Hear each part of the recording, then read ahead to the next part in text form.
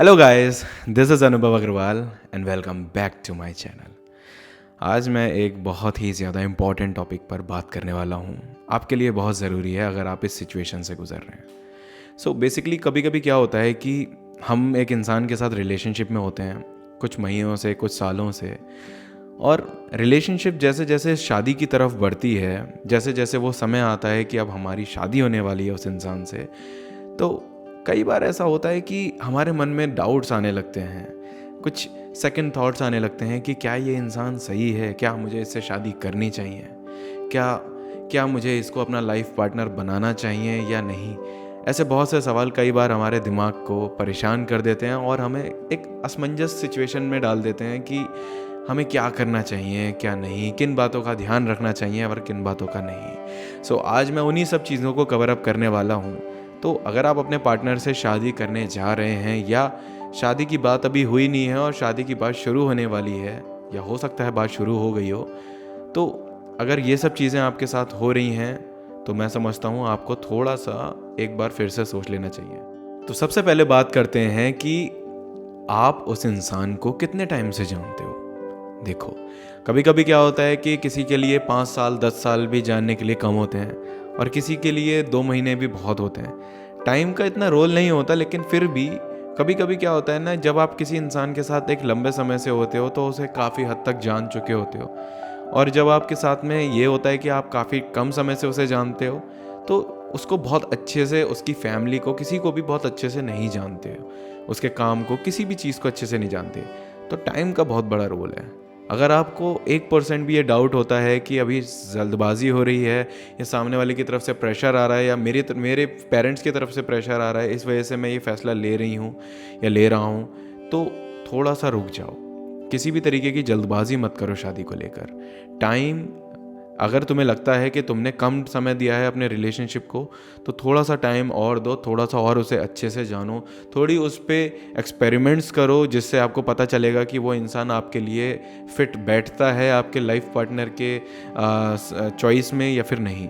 अगर नहीं बैठता तो फिर मैं समझता हूँ आपको ये फैसला थोड़ी देर के लिए, थोड़े समय के लिए पोस्टपोन कर देना चाहिए, ताकि आप अच्छे से उसे और अच्छे से जान पाओ। ठीक है।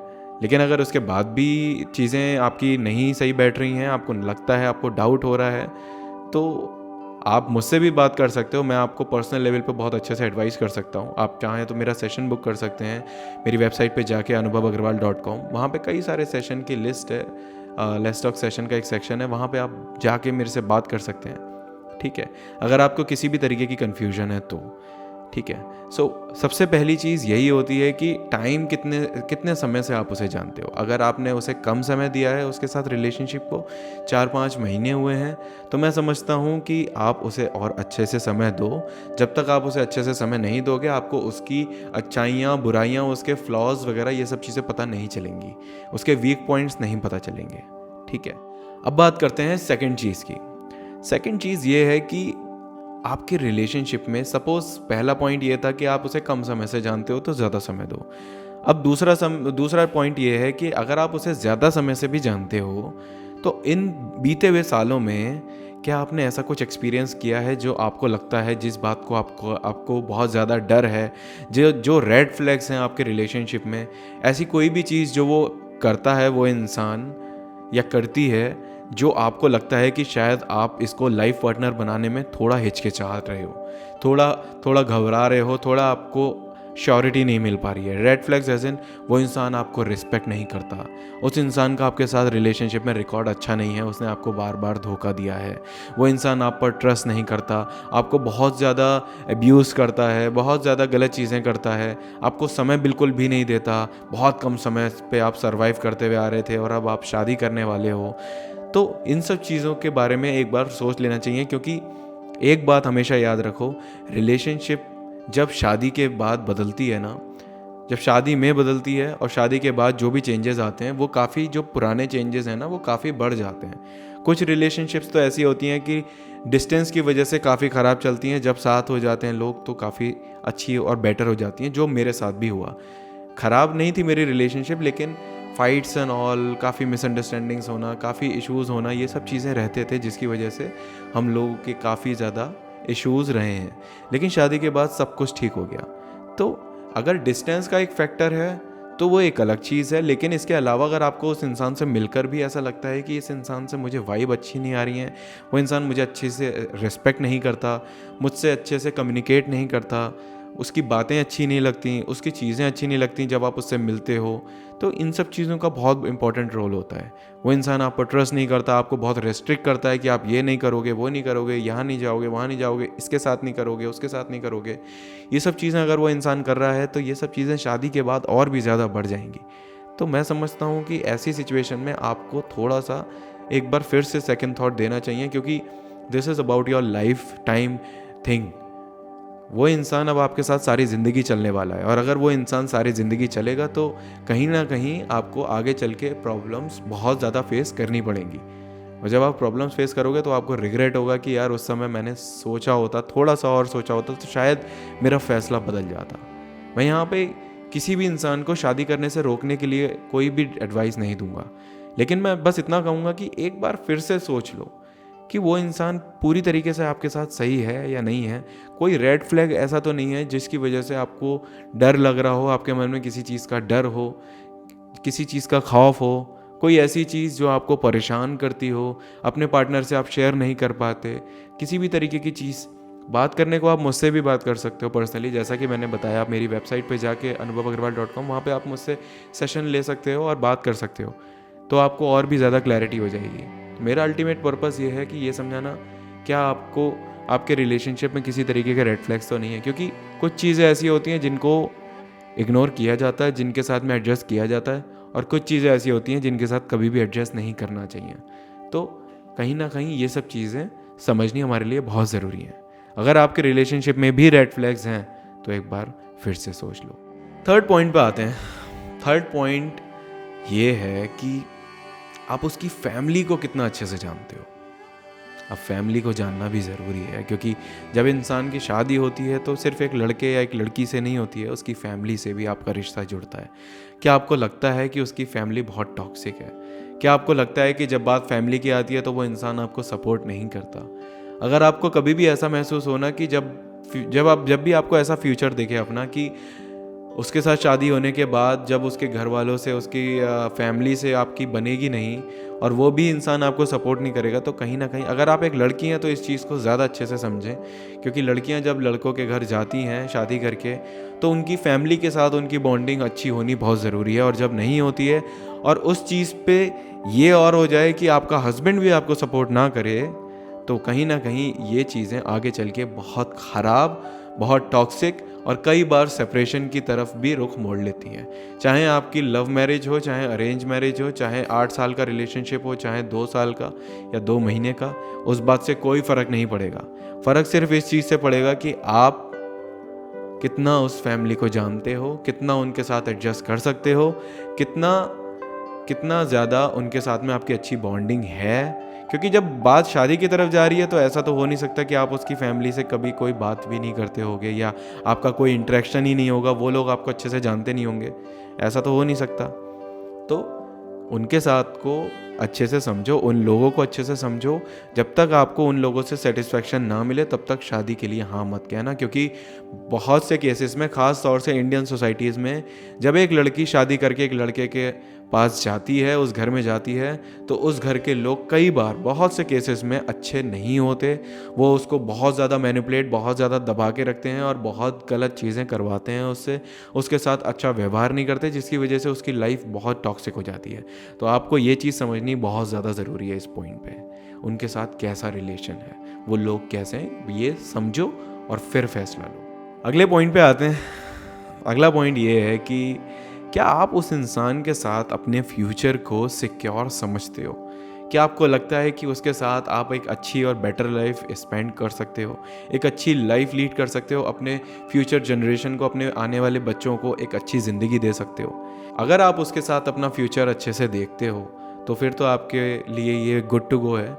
आप जाइए और उसके साथ अपनी ज़िंदगी बिताइए, अपने पेरेंट्स को मनाइए, उसके पेरेंट्स को मनाइए, जो भी है।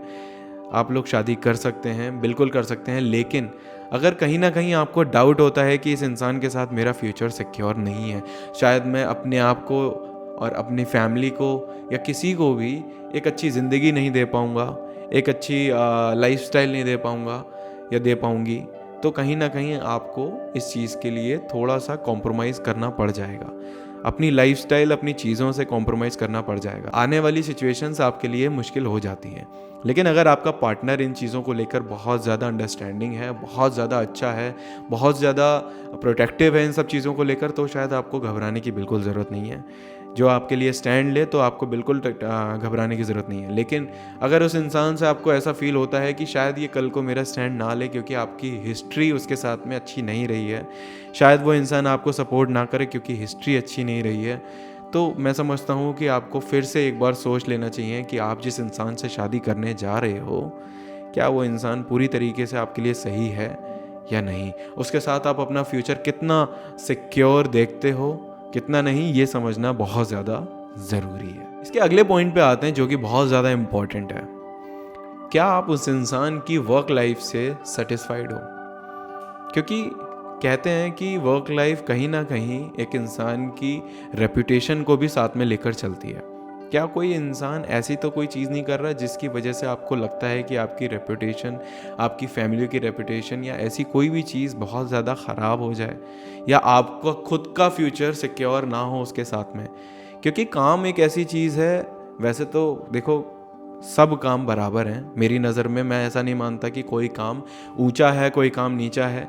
एक 20,000 रुपये की जॉब करने वाला इंसान एक 1,00,000 रुपये के बिज़नेस वाले से कंपेयर मैं नहीं करूँगा, क्योंकि उसका कोई मतलब नहीं है। ठीक है, दोनों मेरी नज़रों में बराबर हैं। जो इंसान 20,000 रुपये की नौकरी कर रहा है वो कल को 50,000 की भी नौकरी करेगा, फिर 1,00,000 पे भी करेगा, फिर 1,50,000 भी करेगा। और हो सकता है बिज़नेस जो इंसान कर रहा है शायद उसका बिज़नेस ना भी चले, तो उसकी कोई भी दिक्कत नहीं है। बात यहाँ पे ये है कि क्या कोई इंसान ऐसा तो कोई काम नहीं कर रहा, जैसे अगर मैं आसान भाषा में कहूँ 2 नंबर का कोई ऐसा काम जिसकी वजह से उसकी लाइफ और आप लोगों की लाइफ खतरे में आ सकती है। अगर कोई इंसान ऐसा काम नहीं कर रहा है, किसी भी तरीके का ऐसा काम जो गैर कानूनी है, तो बिल्कुल कोई दिक्कत नहीं है, आप बिल्कुल शादी करिए। लेकिन अगर कोई इंसान ऐसा कोई काम कर रहा है और उसको उसके बारे में आपको पता है, तो फिर मैं समझता हूँ इस सिचुएशन में आपको थोड़ा सा सतर्क हो जाने की, थोड़ा सा अलर्ट हो जाने की ज़रूरत है। क्योंकि काम एक ऐसी चीज़ होती है, बात ये नहीं है कि कौन सा काम कितना रेप्यूटेटिव है कितना नहीं है।